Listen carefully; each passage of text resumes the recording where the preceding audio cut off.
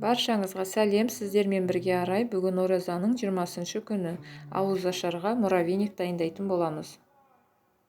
Бұл муравейниктің жасалу жолы өте оңай, 2 ингредиенттен ғана тұрады.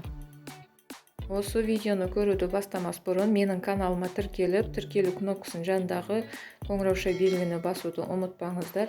Сонда сіздер ертеңгі шығатын видеомды өткізіп алмай көре алатын боласыздар.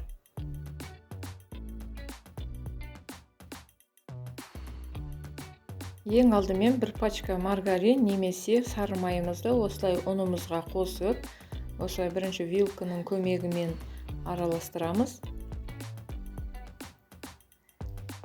Одан кейін қолымызбен жақсылап тұрып бір қамыр илейміз. Осылайша біріктіреміз бәрін.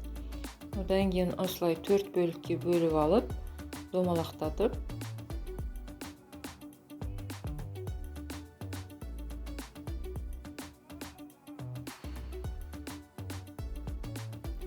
салафанға салып, морозильникті 1-2 сағатқа қатырып қоямыз.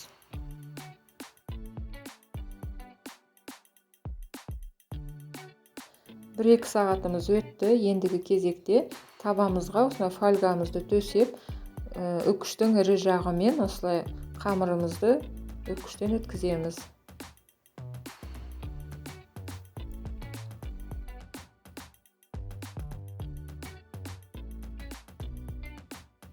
Пешімізді 200 градусқа қойып, муравейнигімізді пісіретін боламыз. Өте тез пісетін болғандықтан жиі-жиі қарап тұрыңыздар. Мінекей муравейнигіміз пісті. Осындай ақшыл сарғыш түсте пісіріп алдым. Өздеріңіз қалауларыңыз бойынша кішкене қызартып пісірсеңіздер де болады. Енді оның үстіне орехтарымызды, кез келген орехты қосуға болады. Енді үстіне сгущенкасын қосып араластыратын боламыз.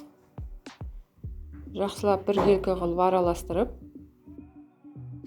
Достар, сіздерге де осындай муравейник ауызашарға жасап көруге ұсынамын. Өте керемет дәмді болып шығады. Мінекей осылайша касемізге толтырып салып, нығыздап, одан кейін ыдысымызға төңкеріп, әдемі қылып дастарханымызға ұсынсақ болады. Дастарханымыздың көркі және де шаймен ішкенге өте дәмді, тәтті муравейник. Мінекей осындай болып шығады, өзі тарыға да ұқсайды, өте керемет. Қыздар, сіздер де жасап көріңіздер ауызашарға. Дәмі деген ерекше. Осылай өз еркілеріңіз бойынша әсемдесеңіздер болады, және де шоколадты ертіп, бетіне узор жасап, әдемілеп шығуға болады. Менімен бірге болғандарыңызға рахмет. Ұстаған оразаларыңыз қабыл болсын.